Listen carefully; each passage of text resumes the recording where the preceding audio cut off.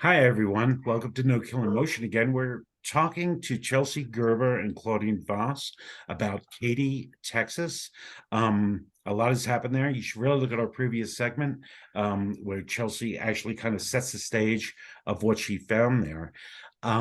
So, Chelsea, you were an animal control person, started in 2019. You saw suspicious activity. Ultimately, you actually saw one of the other animal control officers may have been in cahoots with a hoarder that actually got, uh, uh, found out, and over 100 animals were actually confiscated. Um, but then you started seeing other things. What else was happening in Katy as you started your own personal investigation to figure out what was going wrong systemically with this shelter? So as time went on, I started working more hours and I was there more and I would catch things like, in the computer, it says they ran a call to pick up a cat. Well, there's no cat in the back. There's no kennel card for the cat. There's no photo of the cat. Where's the cat? Um, and that's when I realized that they were euthanizing pretty immediately right off the truck. Um, and just other things, Were they, drugs left I'm out. sorry. Were they? Did you have a microchip reader in the truck, or? Sometimes we did. It was rarely used in the truck unless it was for a dog. Typically, we would go back to the shelter to scan, photograph, at least I would, to make the kennel card, to put them on a website. Our website was always down. And so I joined this group on Facebook called the Katy, Texas Residents Forum, City of Katy Residents Forum. And I asked the admins at that time, is it okay if I post the shelter pets in here, photos of them, where I picked them up, and how to reclaim? And they said, absolutely. Great. So I kind of started doing that. And then I was ramping up. I had a series going called Catterdays, and I would do a little blog and post it about microchipping, vaccination, just various subjects, wildlife, what to do if you see a snake. And I was getting a ton of feedback from the community that A, they didn't know we even had an animal shelter, and B, thank you, because we didn't know we had an animal shelter, and a lot of this information is extremely helpful. And I'm like, well, of course. And then we started housing animals in very strange ways. Cats would be housed outside in bird cages. We would have dogs left outside overnight in extreme heat or extreme cold. Males and females would be mixed together. Um, and they started showing me some of the euthanasias to basically prepare me for certification, because when you get certified as an animal control officer, you do have to perform one. And I started getting that's when things just did not sit right with me at all. Uh, they performed their euthanasias with heart sticks. I rarely saw any animal sedated prior to. And one specific case that really sticked out, I named him Gus. He was a very large Mastiff Cane Corso mix, maybe. Beautiful, beautiful dog. Sweet as pie, scared of his own shadow. And he ultimately was killed, but they left the syringe in the body and you could see it beat with the heartbeat. And it took at least 2 hours for him to pass. And at that point is when I started consulting my own veterinarian about these procedures, what they should look like. I knew it was different than a vet's office, but and it's like, am I crazy? Am I overly sensitive? And they agreed, no, you're not. Now, hard stick without sedation. The fact that that ever happens anymore, the information on that is readily available. To not do that, and at that point, um, you know, I think Claudine, you would agree with me. Shelters should be held to the same standards that we hold the general public. If you're being abusive, you're being abusive. I don't care if you work for animal control or if you're a person. It's all the same. Claudine, are you seeing this? Is this systemic in the area, or was this really just Katy? Seemed like Katy I'm was. glad you asked that question. It sounds unique, but I have a feeling it is not, Okay. because we don't have enough whistleblowers like Chelsea.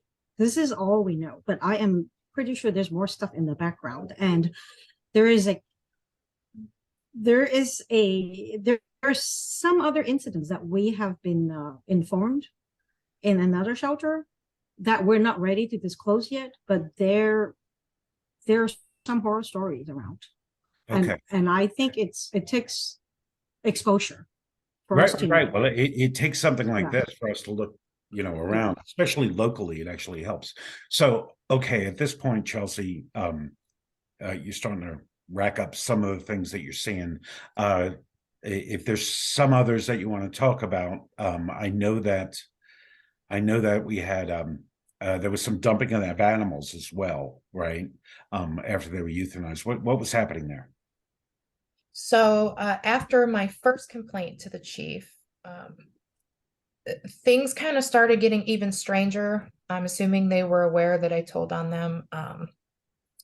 And it was in October, I believe, I came into work, and we were told, Spencer and I were told to go scout out dumpsters to empty the freezers into. Now, our freezers were full of euthanized cats and dogs, puppies, kittens.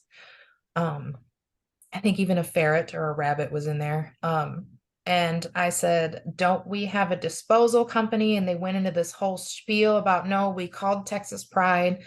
They gave us permission to do this. I said, then why wouldn't they provide us with a dumpster? I'm sorry. What is Texas Pride? That was our waste management company contracted for the city. Gotcha. Thank you. Sorry. And they just said, well, we can just use any city dumpster. And so I kind of started looking into the laws regarding that. And it kind of really, it just did not sit right with me. Because Spencer had said, yeah, the first time we did it, they didn't pick him up for a couple days. We kept going back and checking. And I'm thinking, secondhand poisoning is pretty common amongst raptors and eagles and owls and stuff, which can easily get into these dumpsters. Why are we doing this? And come to find out, it was because a city council member had requested to come tour the shelter. And so they were quickly getting rid of all the dead bodies any way that they could, I'm assuming. However, the Katy Police Department deems what they did absolutely legal, and it was okay. Yeah, I don't. I have to think. I mean, I'm mainly caring about how we save animals, but in that case, as you said, the raptor issue is a real issue with euthanasia. I mean, we've seen it in California with big cats when they're euthanizing animals, and the big cats actually get them, and it doubles down on the problem, right? We're killing other animals with dead animals that we half the time shouldn't have killed in the first place. Okay, and at this point, you accumulate a ton of information. Yes. And you go to your chief of police. Well, I think you went to the elected officials first, and then chief of police with 40 gigs of Yes. Yeah. information. Another agency actually called me first based on an anonymous tip that they got about David's assistance and involvement with Angie Wells. And so I went in and I'm like, what do you want to talk to me about? Well, what are you guys doing over there? That's our investigation. And so I kind of had to spill the beans. And that investigator himself even said, start recording everything you can, everything, and take it back to your chief. And that was a city organization or state? I don't know if you can name it. That was Fort Bend County Sheriff's Office. Okay, so it's county. Okay, go ahead. And yes, prior to that, so I started recording just about everything I could. Mind you, I was part-time. So it was difficult, A, to record people without their knowledge, and B, to get every incident on camera without it being extremely obvious. But so I did, and I went to a veterinarian first with the euthanasia videos. I was referred to the Texas Veterinary Medical Board Association. The president actually immediately got in contact with me and was very concerned, very helpful. However, he has no jurisdiction over our shelter. So he himself referred it to the Houston SPCA. In the meantime, I sought out my council member and was like, hey, this is no longer okay with me anymore, and I need some help. And he agreed. He viewed some of the videos and said, let's go talk to the chief of police together. And I scheduled that meeting with the chief of police, the mayor, and the council member. However, when I arrived, I was told the mayor and council member, Roy Robertson, Mayor William Hastings, cannot be involved in this because it's an internal human resources issue.